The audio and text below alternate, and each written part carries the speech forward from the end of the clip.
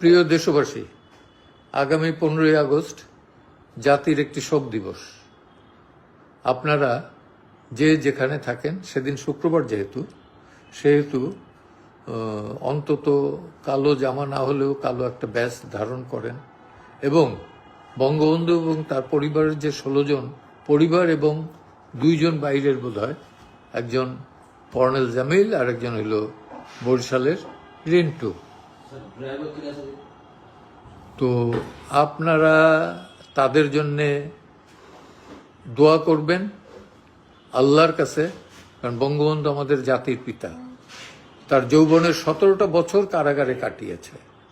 পাকিস্তানিদের সাথে কিভাবে ফাইট করেছে, একটা ফাইট তো হলো 9 মাসের যুদ্ধ, সেটা না, তার আগে রাজনৈতিক যুদ্ধ সেটা।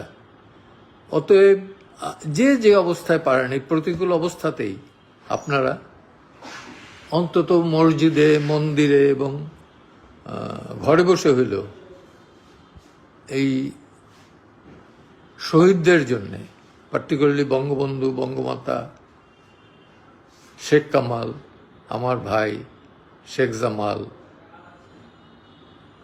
শেখ নাসির, তার স্ত্রী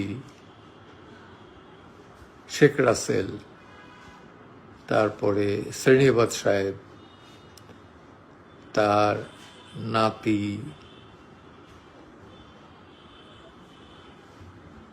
বাবু বলতাম, সে বাবু, শহীদ ভাই, এদের জন্য আপনারা সবাই দোয়া করবেন।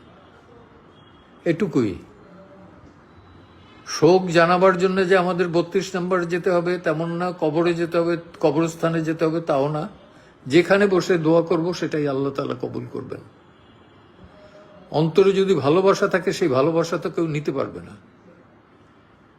সেই অন্তরে শ্রদ্ধা যদি থাকে, সেই শ্রদ্ধা অবশ্যই আমরা যারা যারা ভালোবাসেন, যারা যারা মনে করেন যে জয় বাংলা জাতীয় স্লোগান, যারা যারা মনে করেন যে বঙ্গবন্ধু জাতির পিতা, অবশ্যই তারা যেন হাত তুলে শুধু ওই দিন না, সবসময় তাদের জন্য দোয়া করবেন। নামাজ তো আমরা পড়ি, সেই নামাজের ভেতরে একটু না হয় একটা লাইন বাড়িয়ে নিলাম, এই আর কি আপনাদের প্রতি আবেদন। প্রয়োজন